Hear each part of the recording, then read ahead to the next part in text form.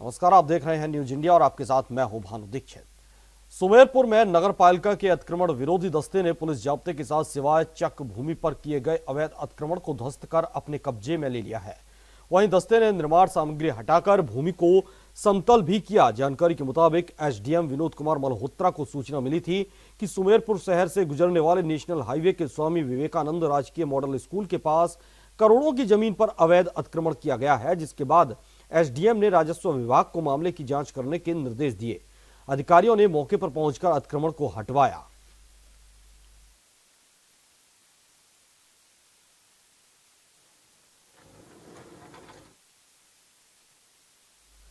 बूंदी के नैनवा में भी गुर्जर समाज 3 दिनों से एनएच 148D पर महापड़ाव डालकर धरने पर बैठे हुए हैं। आज देवनारायण जयंती भी समाज ने महापड़ाव पर मनाई।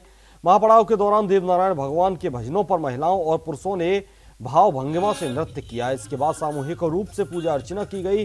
देवनारायण भगवान के जयकारों के साथ यहां से जुलूस रवाना हुआ, जो हाईवे से होता हुआ टोपा गांव देवनारायण भगवान के मंदिर पहुंचा, जहां सभी लोगों ने मंदिर पर ध्वजारोहण किया, फिर सामूहिक भोज का लुत्फ उठाया। तो वहीं आंदोलनकारी महापड़ाव में डटे रहे। दूसरी ओर पुलिस अधिकारी पुलिस जाब्ते के साथ निगरानी करते हुए नजर आए।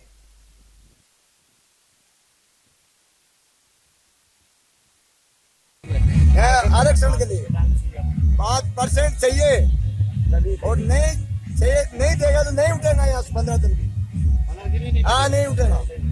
चाहे आदमी हो जाओ, कुछ भी हो जाओ, आरक्षण लेके मानोगे? लेके मानेगा।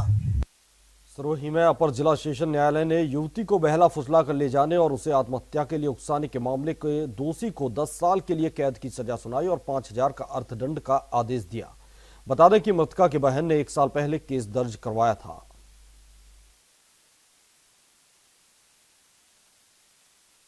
जो मृतका ने लिखा था और उसमें उसकी मौत का जिम्मेदार इंद्र कुमावत को माना था और उसके द्वारा उसको जबरदस्ती भगाकर लाने तथा उसके साथ में क्रूरतापूर्ण व्यवहार करने तथा उसके आत्महत्या हेतु उकसाने के लिए उसमें समस्त विवरण दिया गया था। साथ ही उसने घटना से 3-4 दिन पहले उसकी बहन माया को भी एक पत्र लिखा था, जिसमें यह कहा था कि मेरी मौत का जिम्मेदार सिर्फ इंद्र कुमावत है, मैं मेरी मर्जी से भाग के नहीं आई, ये मुझे जबरन डरा धमकाकर भगाकर लेके आया है। संपूर्ण अनुसंधान के बाद में न्यायालय में आरोप पत्र पेश हुआ। मुलजिम के खिलाफ में जो आरोप थे उस संबंध में जो सुसाइड नोट था उससे और मृतका के अन्य हस्तलिखित पत्रों को एफएसएल मिलान करवाया, जो एफएसएल पॉजिटिव आई। लोकसभा चुनाव जीतने के बाद नजदीक आते जा रहे पार्टियों के सियासी ड्रामे उतने ही बढ़ते नजर आ रहे हैं। एक तरफ जहां प्रियंका गांधी के पति रॉबर्ट वाड्रा के ऊपर ईडी का शिकंजा कसता जा रहा है, तो वहीं दूसरी तरफ रॉबर्ट वाड्रा की पत्नी प्रियंका वाड्रा को कांग्रेस ने इस चुनाव में अपना फायर ब्रांड बनाकर उतारा है। प्रियंका जनता की सहानुभूति और अपनी छवि का कांग्रेस पूरा फायदा उठाने में लगी हुई है। राजधानी लखनऊ में पार्टी की राष्ट्रीय अध्यक्ष प्रियंका गांधी आज दूसरे दिन भी लखनऊ में मौजूद रही। प्रियंका के वापस आने से कार्यकर्ताओं में जोश देखने को मिल रहा है। प्रियंका गांधी के चल रहे यूपी दौरे में उमड़ रहा जनसैलाब ये बताता है कि जनता का रुख कहीं ना कहीं कांग्रेस की तरफ बढ़ता नजर आ रहा है।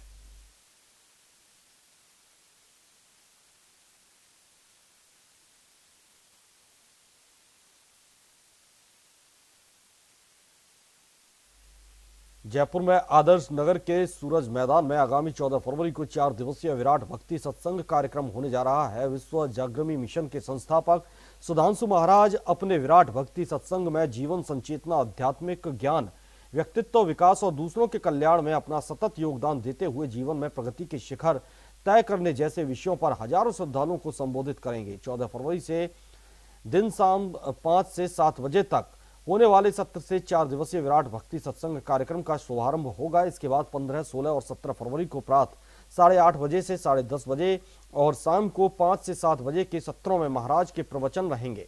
विश्व जागृति मिशन के केंद्रीय ऑब्जर्वर मनोज शास्त्री ने बताया कि बुधवार 13 फरवरी को प्रातः कलश यात्रा का कार्यक्रम रखा गया है। इस कलश यात्रा में 101 महिलाएं पीली साड़ी में सिर पर कलश लेकर शामिल होंगी, जबकि पुरुष सफेद वेशभूषा में सिर पर गीता रखकर इस यात्रा में शरीक होंगे। पूज्य सुधांशु जी महाराज के पावन सानिध्य में जो विराट भक्ति सत्संग सूरज मैदान में होने जा रहा है, बहुत बड़ा पंडाल बनाया गया है। वहाँ की जो व्यवस्था है अच्छी प्रकार से की गई है। बैठने की जो व्यवस्था है उसमें महिलाएं और पुरुष अलग बैठ रहे हैं। पत्रकार, और जो सीनियर सिटीजन है, वीआईपी है, वीवीआईपीज़ हैं, उनकी व्यवस्था अलग से की गई है। 2 खंड बनाए गए हैं यहाँ पर, सिमरन खंड और शिव खंड। सिमरन खंड आगे का है और शिव खंड पीछे का। वो पास से यहाँ से इशू कर रहे हैं, उनके हिसाब से ही उनको बैठाया। पीछे जनरल पब्लिक सारी उसी में बैठेगी। पूरे पंडाल के अंदर जितने भी श्रद्धालु भक्तजन आएंगे उन लोगों के लिए सारी व्यवस्थाएं हमने सुचारू रूप से कर रखी है। और मिशन के बारे में जितनी भी जो सेवाएं हैं यहाँ दे रहे हैं वो सारी की सारी परम पूज्य सुधांशु जी महाराज के पावन सानिध्य में यहाँ विराट भक्ति सत्संग हो रहा है। दिनांक 14 फरवरी से 17 फरवरी तक। 14 फरवरी को जो प्रारंभ होगा वो शाम को होगा 5 बजे से, और सुबह शाम जो कार्यक्रम चलेगा फिर प्रातः 8:30 और शाम को 5 से 7 और सुबह 8:30 से 10:30 बजे तक चलेगा। सूरज मैदान आदर्श नगर में भव्य पंडाल लगाया गया है जहां ये कार्यक्रम होगा। भूमि पूजन हो रहा है, पूजा पाठ चल रही है, प्रतिदिन हवन होगा वहां, और पूरे देश विदेश से यहाँ जो लोग आ रहे हैं सबके आवास और भोजन की व्यवस्था रखी गई है। हमारे अपने सेवादार जितने भी हैं बहुत अच्छी प्रकार से उनकी सेवा के लिए तैयारी कर रहे हैं। किसी भी प्रकार से हम लोग ये चाहते हैं कि हमारे जो भी बाहर से आने वाले अतिथि हैं उनको कोई परेशानी ना हो। विवाह समाज का सबसे पवित्र और आवश्यक संस्कार है। इसके जरिए समाज की दशा और दिशा तय होती है, लेकिन वक्त के साथ साथ इस पवित्र संस्कार में लोभ, लालच और दहेज रूपी कई कुप्रथाएं शामिल हो गई। ऐसे में सामूहिक विवाह सम्मेलन इन कुरीतियों को मिटाने में महत्वपूर्ण भूमिका निभा रहा है।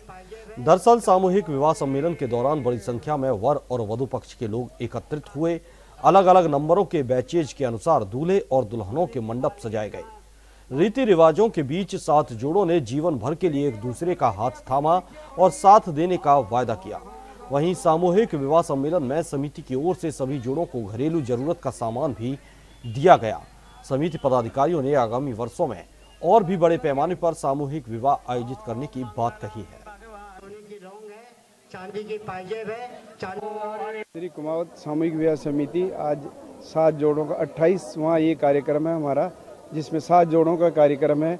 और हमारे समाज हित के लिए, भ्रूण हत्या के लिए हमने समाज को शपथ ग्रहण समारोह कार्यक्रम करवाए जितने भी जोड़े हैं, और आगे भी हम ये करते रहेंगे। और समाज हित में जो भी बचत कर सकते हैं हम लोग वही हम कार्यक्रम करते हैं। भाई हमारा समाज का उत्थान हो, पैसे बचे और ये कार्यक्रम आगे बढ़े, हमारा ये है हमारा उद्देश्य और कार्यक्रम।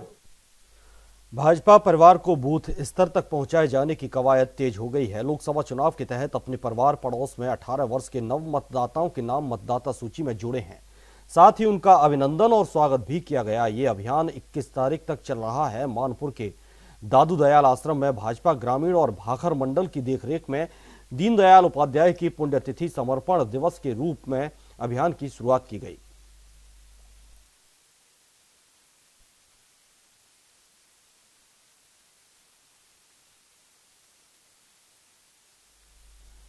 किसानों की कर्ज माफी हो या राजनीतिक पार्टियों के चुनावी एजेंडे, समय समय पर किसानों को लुभावने वादे देकर खुश करने की कोशिश की जाती है, लेकिन किसानों को आज भी उनका हक नहीं मिल पाया है।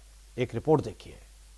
साल 2019 के लोकसभा चुनाव को लेकर अब कुछ ही महीने शेष बचे हैं। ऐसे में सत्ता में बैठी मोदी सरकार हो या फिर विपक्ष में बैठने वाली राजनीतिक पार्टियां, सभी को सत्ता चाहिए। वहीं इस चुनावी राजनीति में अब किसान राजनीतिक दलों की राजनीति का केंद्र बनकर रह गया है। सड़क से लेकर सदन तक उनकी मांगों पर विरोध प्रदर्शन हो या सत्ता का सुख भोगने के दौरान उनके हितों की अनदेखी, कई आयामों ने किसान को समाज की मुख्य धारा में लाकर खड़ा कर दिया है। देखा जाए तो आज भी देश का किसान सड़कों पर उतरने को मजबूर है। आज भी देश का किसान कर्ज में डूबा है और आज भी किसान आत्महत्या कर रहा है, लेकिन इस मजबूर किसानों की सुनने वाला कोई नहीं है। विधानसभा चुनाव हो या लोकसभा चुनाव, हर बार चुनाव के दिनों में राजनीतिक पार्टियों को इन किसानों की याद जरूर आती है। साल 2018 में राजस्थान, मध्य प्रदेश और छत्तीसगढ़ में हुए विधानसभा चुनाव में जीत के बाद भले ही कांग्रेस सत्ता में काबिज हो गई हो, लेकिन आज भी कांग्रेस के सामने किसानों की पूर्ण कर्ज माफी एक चुनौती है। वहीं देखा जाए तो विधानसभा सत्र में बीजेपी का किसानों की कर्ज माफी की मांग पर हंगामा करना या फिर कांग्रेस का 10 दिन में कर्ज माफी की घोषणा और 3 दिन तक शिविर लगाकर उनके प्रमाण पत्र बांटना राजनीतिक फायदों का बूढ़ा भाग कतई नहीं माना जा सकता है। बहरहाल किसानों को खुश करने की जो रणनीति राजनीतिक पार्टियों की ओर से लगातार की जा रही है, इससे लगता है कि आगामी लोकसभा चुनाव भी इस किसानों की इर्द गिर्द ही लड़ा जाएगा। ऐसे में मजबूर किसान आज भी सरकारी मदद की आस में इन चुनावी वोटों को मोहरा बना रहा है। न्यूज इंडिया के लिए संवाददाता मनीष दाधिज की रिपोर्ट। महानिदेशक पुलिस कपिल गर्ग के निर्देश पर मुख्यालय से मंगलवार को भरतपुर के पुलिस थाना कोतवाली पर डिकॉय ऑपरेशन किया गया। डिकॉय ऑपरेशन में उत्कृष्ट कार्य पाए जाने पर 2 पुलिसकर्मियों को नकद पुरस्कार और प्रशंसा पत्र से सम्मानित किया गया है।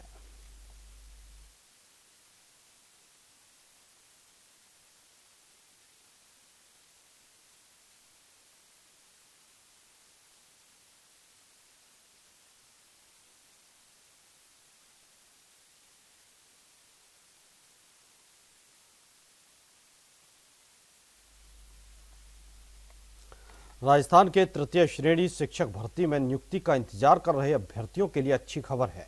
शिक्षा मंत्री गोविंद सिंह डोटासरा ने एक प्रेस वार्ता कर 2 दिनों में सभी चयनितों को नियुक्ति देने के आदेश दिए हैं। शिक्षा मंत्री गोविंद सिंह डोटासरा ने शिक्षा संकुल में प्रेस वार्ता को संबोधित करते हुए कहा कि राज्य सरकार की मंशा प्रदेश के युवाओं को जल्द से जल्द रोजगार देने की है।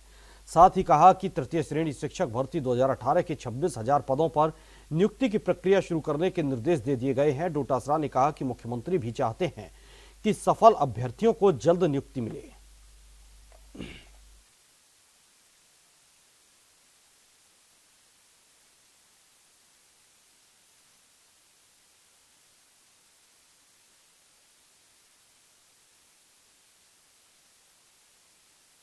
आदेश जारी कर दिए गए हैं और संबंधित जिला परिषद और जिला कलेक्टरों को आज ही ये कहा गया है कि सरकार ये चाहती है कि 2 दिन के अंदर अंदर इन सब विद्यार्थियों को, जो अभ्यर्थी हैं, जो सिलेक्टेड लोग हैं, उनको नियुक्ति मिले, जिससे हमारे प्रदेश का बेरोजगार जो ये आस लेकर के सरकार के साथ में खड़ा हुआ था कि भारतीय जनता पार्टी की पूर्व सरकार ने हमारे साथ में अन्याय किया है, हमारे हितों पर कुठाराघात किया है, और ये जो सरकार है, ये गहलोत साहब की सरकार लोक कल्याणकारी सरकार है। युवाओं को, महिलाओं को, बेरोजगारों को, किसानों को, सबको साथ लेकर के चलती है। आप देख सकते हैं कि सभी के फसली ऋण माफ करना 18,000 करोड़ रुपए से भी ज्यादा का जो बाहर आएगा, लेकिन ये बात 1 सेकंड के लिए भी दिमाग में नहीं आई, क्योंकि हमारी सरकार, वर्तमान की कांग्रेस मुख्यमंत्री अशोक गहलोत जी की सरकार है, वो निश्चित रूप से सभी वर्गों को साथ लेकर के सबके कल्याण के लिए काम करने वाली सरकार है। दौसा के सिकंदरा चौराहे पर गुर्जर आंदोलनकारियों ने दूसरे दिन भी NH 21 जाम रखा। इस दौरान मीना और सैनी समाज ने गुर्जर आंदोलन का समर्थन किया। पूर्व विधायक महेंद्र मीना ने आंदोलन स्थल पर पहुंचकर आंदोलनकारियों को 101 कंबल बांटे और आंदोलनकारियों से कहा कि मीना समाज गुर्जरों के साथ कंधे से कंधा मिलाकर साथ खड़ा है। वहीं गुर्जर महासभा के प्रदेश अध्यक्ष मनफूल सिंह तुंगर ने आह्वान किया कि देश के सभी राज्यों के गुर्जर आंदोलन कर राजस्थान के गुर्जरों का साथ दें। साथ ही बड़ी घोषणा करते हुए आंदोलनकारियों ने दूध की सप्लाई रोकने का ऐलान भी किया।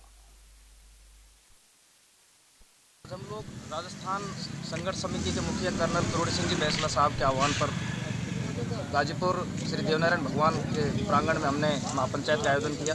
महापंचायत में समाज बंधुओं ने सर्वसम्मति से निर्णय लिया कि जब तक हमको हमारा 5% आरक्षण नहीं मिलता, कर्नल साहब जब तक हमको फैसला नहीं सुनाते, हम यहाँ हिंडोन महुआ करौली जो राजमार्ग है, इसको गाजीपुर मोड़ पर जाम करेंगे। हमने इसको जाम कर दिया। आज हमारा समाज ठगा हुआ महसूस कर रहा है। हम बिल्कुल चौराहे पर खड़े हैं। हमारे साथ बहुत बड़ा धोखा हुआ है। हम इस अवसर पर कर्नल बैसला साहब को आपके माध्यम से कहना चाहते हैं कि हमारा समाज, हम सब महुआ तहसील के सर्व समाज के, महुआ तहसील गुर्जर समाज यहाँ जब तक अंतिम सांस तक, जब तक कर्नल साहब नहीं कहेंगे, अंतिम सांस तक लड़ेगा। हम इस समय खड़े हैं दौसा जिले के सिकंदरा चौराहे पर। यहाँ गुर्जर समुदाय ने जयपुर आगरा नेशनल हाईवे को जाम लगा दिया है और लगातार यहाँ पे सरकार के खिलाफ प्रदर्शन हो रहे हैं। हालांकि किसी प्रकार की अशांति नहीं है, सब कुछ शांतिपूर्ण चल रहा है, लेकिन आगे देखने वाली बात होगी कि ये आंदोलन किस मोड़ पे जाता है और किस प्रकार के यहाँ के लोग विचार रखते हैं। रामचंद्र खोटला जी, आपसे पूछना चाहूंगा, ये आंदोलन किस प्रकार से आप चला रहे हो और या आगे क्या रणनीति रहेगी आपकी? हमारा आरक्षण शांतिपूर्ण चल रहा है। सरकार से हमारी गुहार है कि 5% आरक्षण किए वादे के अनुसार, क्योंकि इन्होंने घोषणा पत्र में लिखा था कि हम आपको 5% आरक्षण देंगे। अभी हमारा शांत वातावरण से धरना चल रहा है, सरकार की इंतजार कर रहे हैं, और यदि सरकार ने हठधर्मी पकड़ी तो निश्चित गुर्जर मरो और जीवों पर उतरने वाला है। जैसे कि इन्होंने कहा कि गुर्जर जो है अभी शांतिपूर्ण आंदोलन कर रहे हैं और किसी प्रकार की अशांति हुई और जो आरक्षण नहीं दिया तो मरो और जियो की स्थिति भी आ सकती है।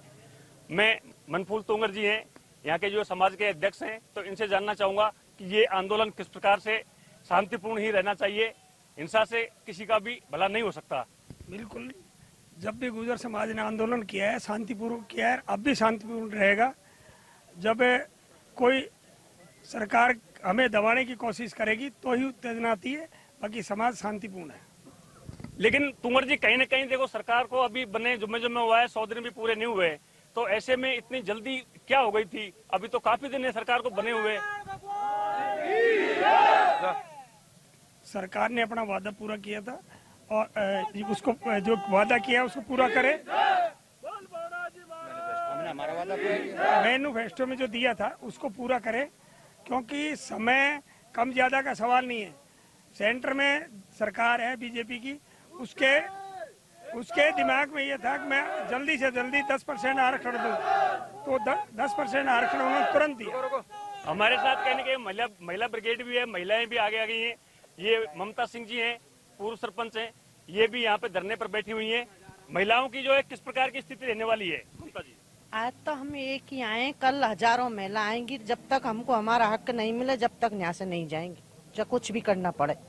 अच्छा, आपकी मांग केंद्र सरकार से है कि राज्य सरकार से है? केंद्र सरकार से भी है, राज्यसभा से, कोई भी दो, हमको तो आरक्षण चाहिए।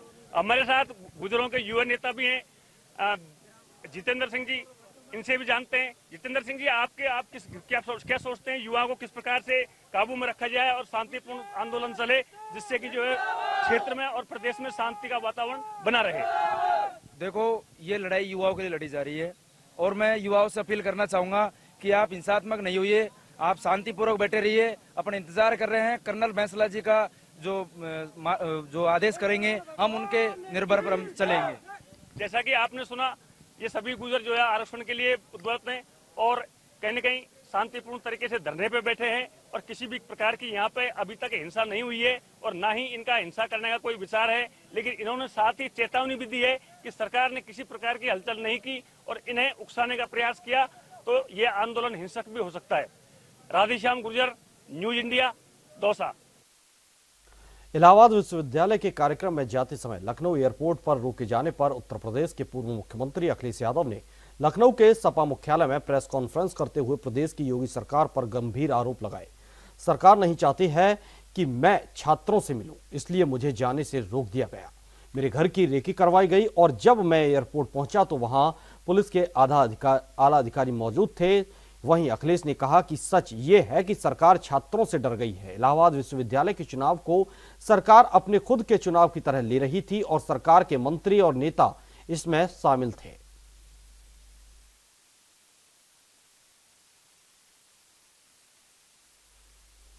करौली जिले के महावीर जी क्षेत्र स्थित देवनारायण मंदिर पर गुर्जर समुदाय के लोगों द्वारा 13 गांव की बैठक आयोजित की गई। गुर्जर समुदाय की बैठक गुर्जर आरक्षण संघ समिति के संयोजक कर्नल किरोड़ी सिंह बैसला के प्रतिनिधि मीडिया प्रभारी हाकिम सिंह गुर्जर के नेतृत्व में आयोजित हुई, जिसमें आरक्षण आंदोलन के आगे की रणनीति बनाने पर चर्चा की गई। बैठक में सोमवार को नादौती के कैमरी में आयोजित महापंचायत के 24 घंटे का अल्टीमेटम खत्म होने के साथ ही जिले के बचे हुए मार्गों को जाम करने का निर्णय लिया गया, जिससे जिले के सभी मार्ग जाम हो जाएंगे। विगत 4 दिनों से करौली हिंडौन स्टेट हाईवे मार्ग स्थित गुडला गांव पर जाम लगा हुआ है, जिससे यात्रियों को परेशानियों का सामना करना पड़ रहा है।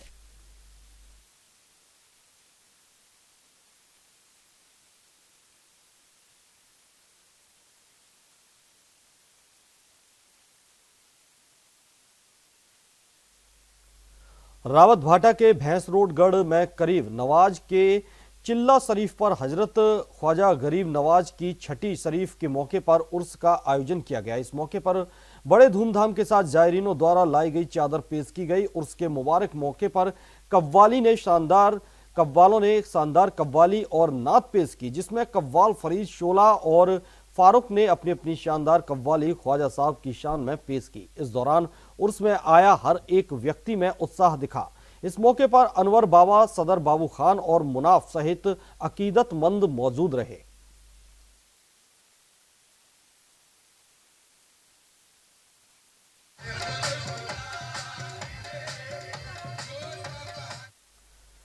पाली में पुरानी पेंशन बहाली को लेकर NMOPS ने कलेक्ट्रेट के सामने धरना प्रदर्शन किया। इस मौके पर कार्यकर्ताओं ने पुरानी पेंशन बहाली को लेकर मुख्यमंत्री के नाम DM दिनेश चंद्र जैन को ज्ञापन सौंपा। संघ के जिला संयोजक अब्दुल सलीम पठान ने बताया कि कलेक्ट्रेट के सामने पुरानी पेंशन बहाली को लेकर धरना प्रदर्शन और रैली निकाली गई। उन्होंने बताया कि पुरानी पेंशन योजना के स्थान पर नवीन अंशदायी पेंशन योजना लागू की गई है, जो कि योजना न होकर सिर्फ म्यूचुअल फंड है। इसमें जमा किए गए अंशदान की कोई गारंटी नहीं है।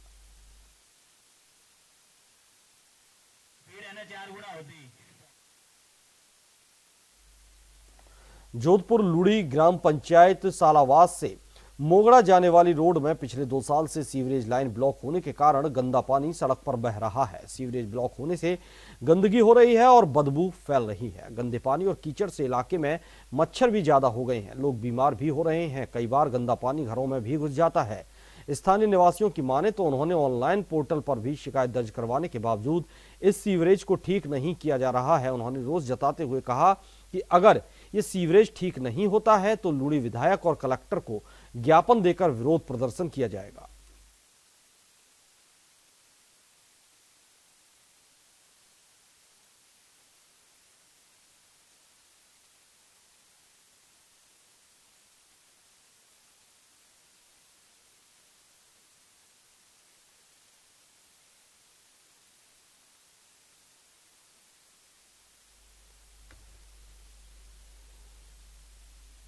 इस बुलेटिन में फिलहाल इतना ही। देखते रहिए न्यूज़ इंडिया।